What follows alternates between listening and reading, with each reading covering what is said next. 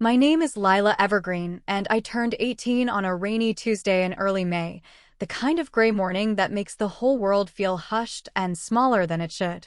That afternoon, my mother, Vanessa, found me in the hallway of our three-bedroom house on Maple Street and pressed a thick manila folder into my hands. The tabs were neatly labeled in her precise real estate agent handwriting. "Just sign where it's flagged, sweetheart," she said, her voice warm and practiced, the same tone she used when closing deals on lakefront properties. "It's only some estate paperwork for your grandfather's orchard. Your father and I have already gone over everything with Ethan. It's just a formality now that you're legally an adult." I looked down at the stack: quitclaim deeds, affidavits of heirship, a preliminary purchase agreement with Ridgeview Homes for 20 acres of the South Field. I gave her the small, obedient smile I had been rehearsing in the mirror for months. "Okay, Mom.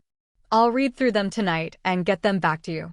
Instead, the moment my bedroom door clicked shut and the lock turned, I opened my laptop, connected to the secure portal, and sent one short message to Elena Vargas, the estate attorney whose business card my grandmother had hidden for me years earlier. "They're moving on the orchard. I'm ready. Let's accept the trust today." By the next morning, when my parents and my older brother Ethan discovered that the entire 40-acre evergreen orchard, the historic white farmhouse, the red barn, the heirloom apple trees, the equipment, the savings accounts, and the investment portfolio, everything valued at more than $3.4 million, had been locked behind an irrevocable trust they could never touch, the house filled with a silence so heavy it felt like the air itself had turned to stone. Before I continue the story, I'd like to ask you, my dear listeners, to subscribe to the channel and give this video a like. It truly inspires me to create even more captivating stories for you. My father, Marcus, sat down hard at the kitchen table, his face draining of color until it matched the pale gray light coming through the window. My mother whispered, "This can't be happening." Ethan, who had already signed a letter of intent and taken deposits from Ridgeview Homes to develop luxury homes on the prime South Acres, immediately dialed his contact and started shouting about fraud, clean title, and breach of contract. Before I tell you exactly how this all unfolded, how I protected what my grandmother left me, and what happened when my family realized the land they thought was theirs had never belonged to them, let me take you back 8 years, to the summer I turned 10. When the orchard first taught me that some roots run deeper than blood and some promises are kept long after the person who made them is gone. The evergreen orchard sits on a gentle south-facing slope just outside the small town of Maple Ridge. 40 acres of carefully tended rows of heirloom apple trees march down toward a clear, year-round creek that sings softly even in the coldest months. There are Gravenstein, Northern Spy, Honeycrisp, and the rare smokehouse varieties that my grandfather had grafted himself. The old red barn leans a little to the left, its paint faded over decades to the soft color of dried rose petals. The white farmhouse has a wide porch that wraps around 3 sides, screened in summer and wrapped in heavy plastic when winter winds come. Inside, the kitchen still holds the long oak table my grandfather built the year he and Grandma Eleanor married. The whole place smells of wood smoke, old books, fallen leaves, cinnamon from endless pies, and that indefinable sweet note that I later realized was simply decades of sun, rain, and care soaked into the wood and earth. That first summer, Grandma Eleanor picked me up every single Saturday morning in her battered green pickup truck. "Hop in, Lila girl," she'd say, patting the cracked vinyl bench seat with her strong, weathered hand. "The trees are waiting for us." We spent long, unhurried hours walking the rows together. She taught me how to prune correctly, never take more than a third of the branch, always cut at an angle so rainwater runs off instead of pooling and causing rot. She showed me how to test the health of a limb by pressing my thumb gently into the bark. If it gave too easily, the branch was dying and needed to be removed. We thinned the young fruit so the remaining apples would grow large, sweet, and full of flavor. In the warm afternoons, we retreated to the big kitchen, where she let me stand on a stool and stir the bubbling pie filling while she hummed old folk songs her own mother had taught her. At dusk we sat side by side on the porch swing, our feet dangling above the worn floorboards, watching fireflies rise like living stars above the dark rows of trees. These trees remember every hand that has ever cared for them, Grandma told me one quiet evening, her voice as steady and low as the creek. Family isn't only the people who share your last name, Lila. Family is whoever shows up when the work is hard and the harvest is uncertain. Whoever stays through the late frosts and the summer droughts and the years when the market price falls. That's the real blood that matters. I was only 10 years old. I thought she was speaking poetically about the seasonal workers who came every autumn to help with picking. She wasn't. Back home in our neat 3-bedroom house in town, the air always felt thinner, more brittle. My mother worked as a real estate agent and was constantly chasing the next big commission or luxury listing. My father managed a chain of auto parts stores that had been slowly losing money for years due to big-box competition and poor decisions. My brother Ethan, 3 years older than me, was the undisputed golden child, captain of the varsity basketball team, straight-A student, the one whose trophies and awards were prominently displayed on the living room mantel. Everyone's attention and praise seemed to flow naturally toward him. My own bedroom was the smallest, still painted the leftover beige from when the previous owners had flipped the house before we bought it. At family dinners, the conversation almost always revolved around Ethan's latest game or my mother's newest sale.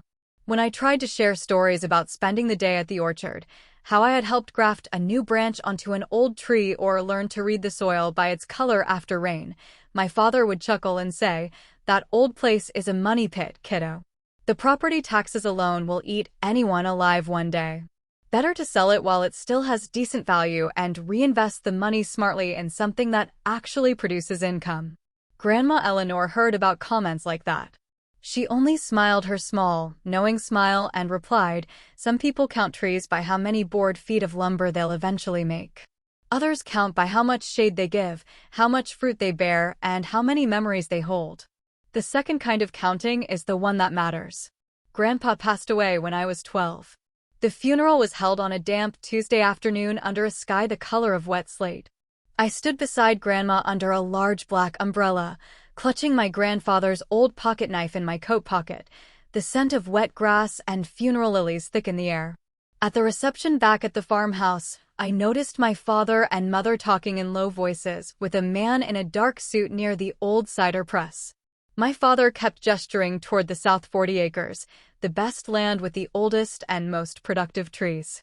I caught fragments of their conversation: development potential, subdivision zoning changes, maximize the asset before it's too late. I said nothing. I was 12. I had no power, no real voice, and no idea at the time that my grandmother had already begun planning for exactly this kind of moment years earlier. Grandma lived 3 more years after Grandpa's death, her health declining slowly, but with the same quiet dignity she brought to everything. I visited the orchard almost every weekend, learning the land the way other girls my age were learning social media trends or makeup tutorials. I knew which trees were most susceptible to cedar apple rust, how to read soil moisture levels by the color and texture of the earth after a rain, which sections of fence needed mending before the next hard winter. Grandma taught me to keep the old ledger books in her careful, flowing handwriting. "So the numbers carry memory," she said. "So the story of this place isn't lost." The last clear, lucid conversation I had with her took place in the sunroom of the farmhouse, where they had moved a hospital bed so she could still look out over the orchard rows. Her hand gripped mine with surprising strength for someone so frail. "The orchard is yours, Lila," she whispered, her voice thin but fierce. "Don't let them pave it over or turn it into rows of houses. Promise me you'll keep it growing, keep it as a living thing the way your grandfather, and I always did." "I promise, Grandma," I said, tears stinging my eyes. She squeezed my hand once more and closed her eyes. She passed away peacefully 2 days later. After the second funeral, another gray day, more folding chairs sinking into the damp lawn, my father sat at our kitchen table back in town and said to my mother with obvious relief in his voice, "Now we can finally sort out the property properly." The orchard land alone could clear most of the debts on the stores and give Ethan a real head start with his startup ideas. I stood frozen in the hallway just out of sight, a glass of water in my hand, listening to every word. My mother nodded. Lila is still so young. She won't fully understand yet. We'll do what's best for the whole family in the long run. That night, alone in my small beige bedroom, I made a quiet but heavy decision that felt far older than my 13 years. I began preparing in secret. Between the ages of 13 and 17, the orchard became both my sanctuary and my silent, steady rebellion. I got my learner's permit and drove out on weekends with Grandma's longtime neighbor Mr. Harlan riding shotgun as the required responsible adult. I patched holes in the barn roof, cleared brush along the fence lines, mended sagging gates, and tended the trees according to everything Grandma had taught me. At home, I remained the agreeable, quiet daughter, smiling through family dinners where my mother casually mentioned consolidating family assets for everyone's benefit, and my father talked enthusiastically about giving the whole family a fresh financial start. Ethan began bringing home glossy brochures and site plans from developers. I tried speaking up once, when I was 16, during a Sunday dinner. Grandma specifically wanted the orchard kept as working land, I said quietly. My mother set her fork down with gentle precision, the way she did before correcting one of Ethan's homework assignments. Your grandmother was very sentimental toward the end, honey. We have to be practical adults here. The ongoing maintenance and taxes are simply unsustainable for a single family. By the time I turned 17, my father had become more direct. When you turn 18, we'll handle the official transfer of the property together as a family. It will be fair to everyone involved. The way he said the word fair made it perfectly clear what he actually meant, his way and Ethan's. One crisp November afternoon when I was alone at the farmhouse, I was carefully organizing the living room bookshelves, the ones Grandma had always arranged by color because she said it made the afternoon light feel warmer. Behind a row of old gardening journals and worn cookbooks, I found a sealed envelope with my name written on the front in her elegant, slightly shaky later-year handwriting. Inside was a single business card for Elena Vargas, estate planning attorney, along with a short note: when the time comes and they try to take what isn't theirs, call her immediately. She has everything ready. You were always the one who listened to the trees, Lila girl. My hands trembled not with fear, but with a deep, clear recognition. Grandma had known exactly what was coming. She had planned for it. I slipped the card into my wallet and continued waiting. 3 months before my 18th birthday, Elena Vargas called me on a Thursday evening while I was sitting at my desk doing calculus homework. Her voice was calm, professional, and carried a quiet kindness. Lila, your grandmother retained me 6 years ago. We need to meet privately before your birthday. There are important things you must know, and there isn't much time left. We met the following Saturday at her modest office in the county seat. The room was small, orderly, and smelled pleasantly of fresh coffee and old paper files. Elena was in her late 50s, with sharp, intelligent eyes and a no-nonsense manner softened by genuine warmth. She opened a thick folder and began explaining. Your grandmother established a fully irrevocable trust while she was still in complete mental and physical capacity, she said. It includes the entire orchard property, the farmhouse and barn, all farming equipment, the savings accounts, and a well-diversified investment portfolio. Current total value is approximately $3.4 million. You are the sole beneficiary. Because the assets were funded and the title was transferred into the trust during her lifetime, they never entered her probate estate. Your parents and brother have absolutely no legal claim to any of it. The room seemed to tilt slightly around me. I gripped the arms of the wooden chair tightly. Elena slid the trust summary document across the desk. My name was clearly listed as the successor beneficiary. The deed to the entire orchard had been properly recorded under the trust's name 6 years earlier. Your father has no idea this trust even exists, she continued. Your grandmother was very specific in her instructions. She told me Marcus will have a for sale sign hammered into the ground before the funeral flowers have even wilted. Ethan will try to turn the whole place into condos before the first hard frost hits. She wanted to protect the legacy she and your grandfather spent their lives building. She also informed me that multiple title searches had been run on the property in the last several weeks. From that point on, I started paying very close attention, quietly, without raising any obvious suspicion. The following Sunday evening, Ethan came over for dinner and afterward disappeared into the garage with my father. The door was left open just a crack, enough for me to stand in the hallway and hear their conversation clearly. Ethan's voice was excited. "I've already got Ridgeview Homes ready to sign on the south 20 acres. They're offering top dollar for the development. But we need completely clean title before we can close." My father replied, "As soon as Lila turns 18, we'll have her sign the quitclaim deeds. She's a good kid. She'll do what's right for the family once we explain it properly." I stepped back from the door, my heart hammering against my ribs. They had already committed to a major deal for land that did not belong to them. That same night, I sent Elena a text. "They're accelerating the timeline." Her reply came within minutes, exactly as your grandmother predicted. "Come see me this Saturday. We will prepare every document you need."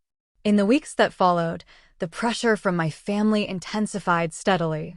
My mother sat me down on the living room couch one evening and used her best, reasonable adult conversation voice. "Now that you're almost 18, we need to talk about the orchard as a family, Lila. It has become a real financial burden. The maintenance, the taxes, the insurance, it's all adding up. Selling would allow us to pay off your father's business debts, fully fund Ethan's startup, and set aside generous college funds for both of you. It's what any responsible family would do in our situation." I kept my voice even. Grandma wanted the orchard kept as a working apple orchard, not sold for development. My mother's expression flickered with a flash of impatience that she quickly smoothed away. "She was very emotional and sentimental toward the end, sweetie. We have to be practical about these things. Sentiment doesn't pay the bills." My father joined the conversation right on cue, as if they had rehearsed it. "I've already spoken with a serious buyer. It's a very good price, more than fair to everyone involved." When I asked who the buyer was, he hesitated for a noticeable second before naming Ridgeview Homes, the exact same developer Ethan had already entered into a preliminary agreement with. 3 days before my birthday, Ethan cornered me in the driveway as I was returning from the grocery store. He leaned casually against his car, flashing the confident smile he used when trying to close deals. "Listen, Lila, that south acreage alone is worth a small fortune for development.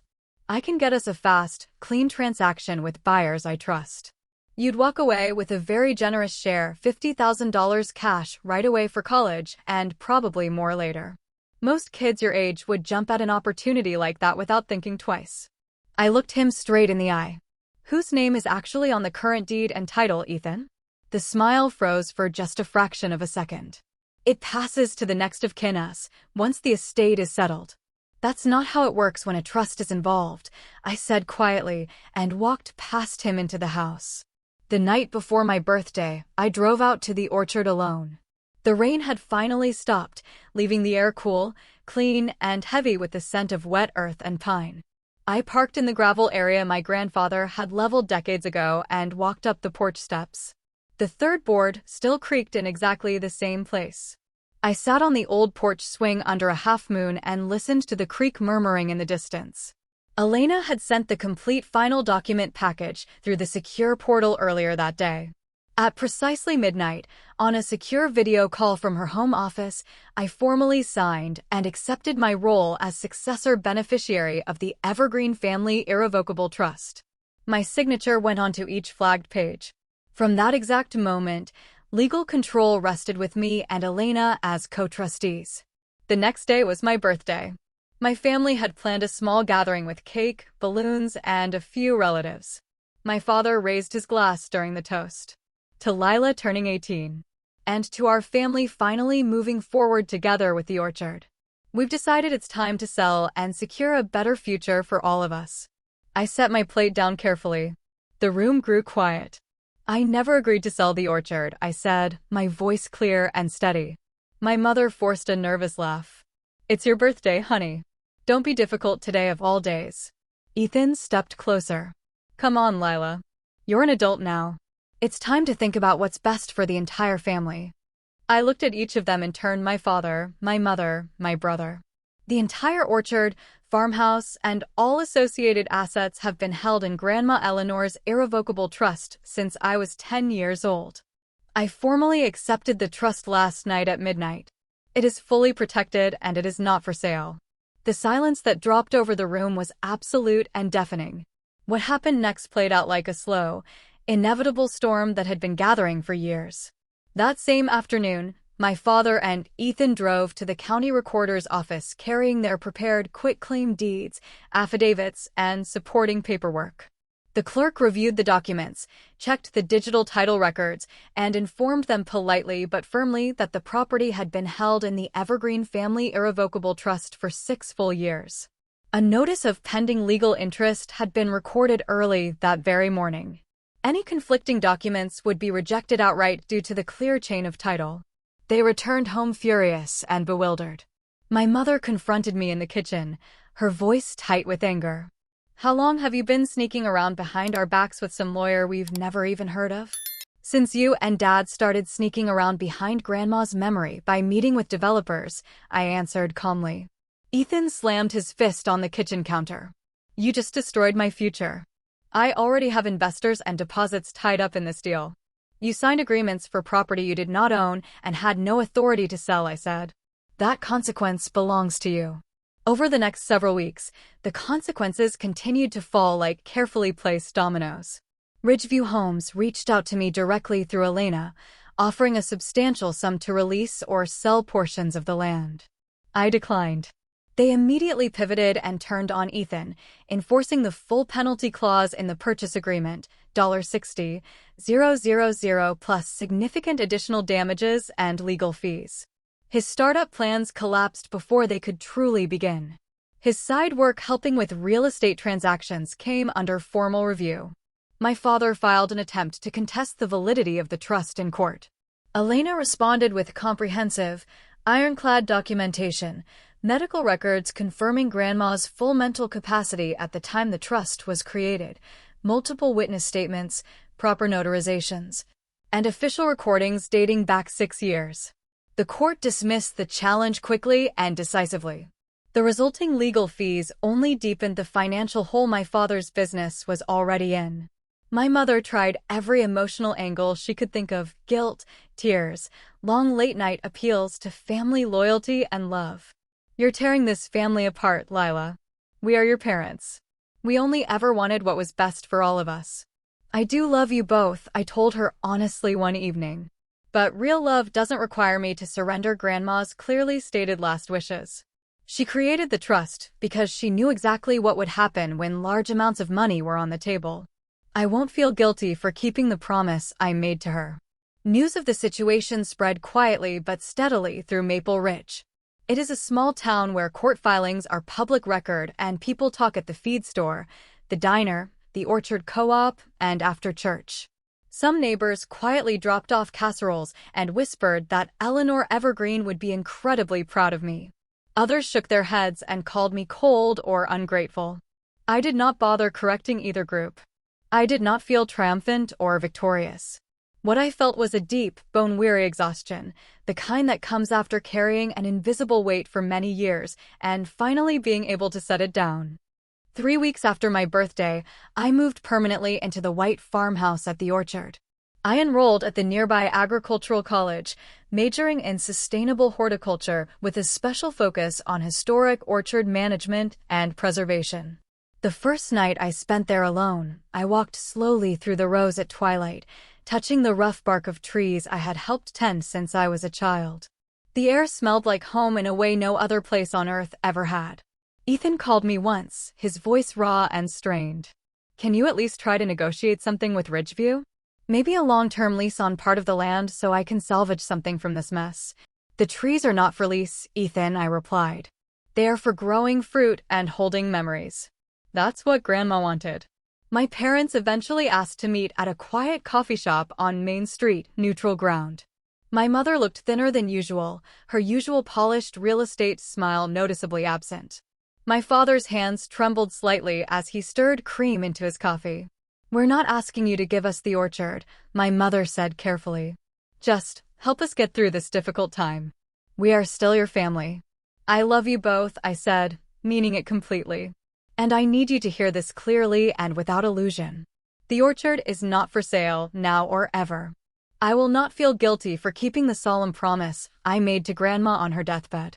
If we are going to have any kind of relationship going forward, it must be built on genuine respect, not on financial pressure, guilt, or the idea that I owe you something because you are my parents. I will not be threatened or manipulated again. My father stared down into his cup for a very long time. When he finally spoke, his voice was rough and tired. I don't know how to fix what has broken between us. You don't have to fix everything today, I answered gently. But we can start with honesty and see where that leads.